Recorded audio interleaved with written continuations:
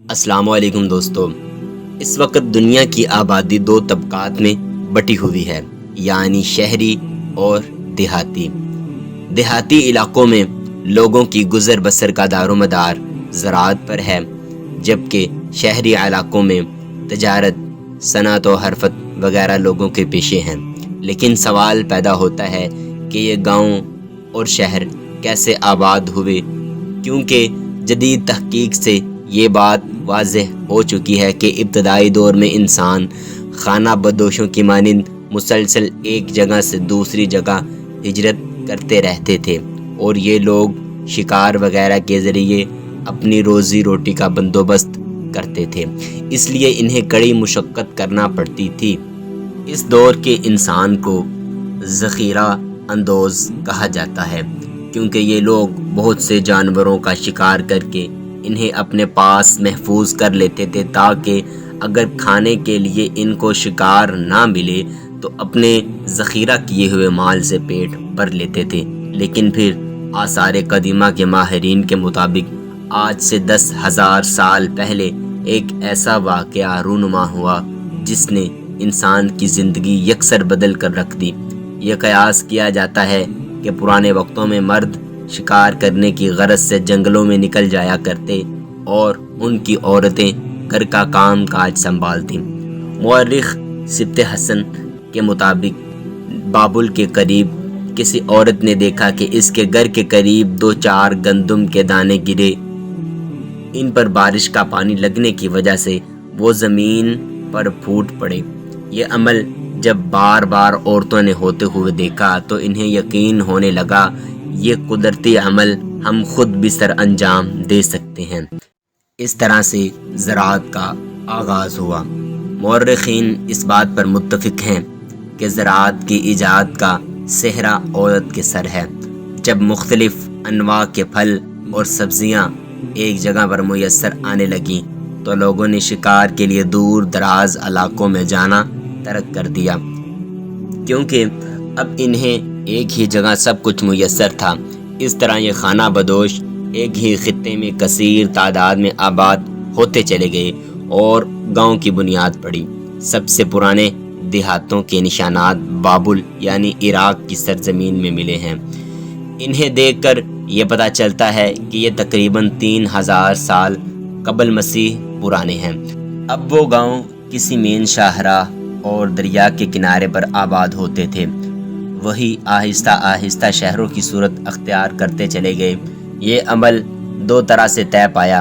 اول یہ کہ مین شاہراہ پر ہونے کے سبب مسافر کچھ دیر سستانے کے لیے یہاں قیام کرتے اور ان کے پاس جو کچھ ہوتا ان لوگوں کو بیچتے اور ان کے پاس سے موجود اشیاء بھی خرید لیتے۔ یہ دیکھتے ہوئے ان علاقوں میں قسم قسم کے لوگ آباد ہوتے چلے گئے، مثلاً جولاہے، حجام، سناح اور سنار وغیرہ۔ رفتہ رفتہ یہ بستیاں شہر کی صورت اختیار کر گئیں۔ شہر آباد ہونے کی دوسری وجہ یہ تھی کہ پرانے وقتوں میں کوئی قبیلہ جب کسی جگہ مستقل قیام کرتا تو اس کا بڑا پیروہت عبادت کی غرض سے وہاں ایک مندر کی تعمیر کرتا۔ جب اتفاق سے لوگوں کی مرادیں پوری ہونا شروع ہو گئیں تو ارد گرد کے بہت سے لوگ اس خیالی دیوتا کے مندر میں آنے لگے۔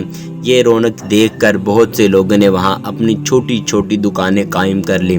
نظر و نیاز اتنی زیادہ بڑھ گئی کہ پیروہت اور ان کے چیلوں نے ان کی خرید و فروخت شروع کر دی۔ نتیجہ یہ نکلا کہ مندر عبادت سے زیادہ تجارت کے مراکز بن گئے، اور اس طرح یہ عمل بڑے بڑے شہروں کو بسانے کا سبب بنا۔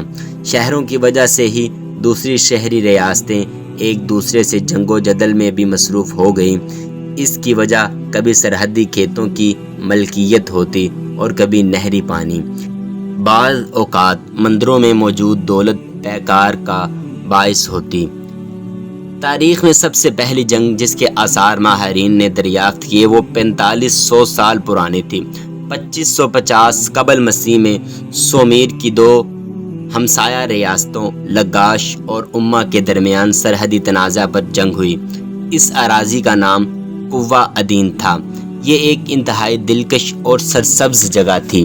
غالباً باغ عدن کا لفظ اسی جگہ سے موسوم ہے، کیونکہ انجیل کے مطابق باغ عدن دجلہ و فرات کی وادی میں ہی واقع ہے۔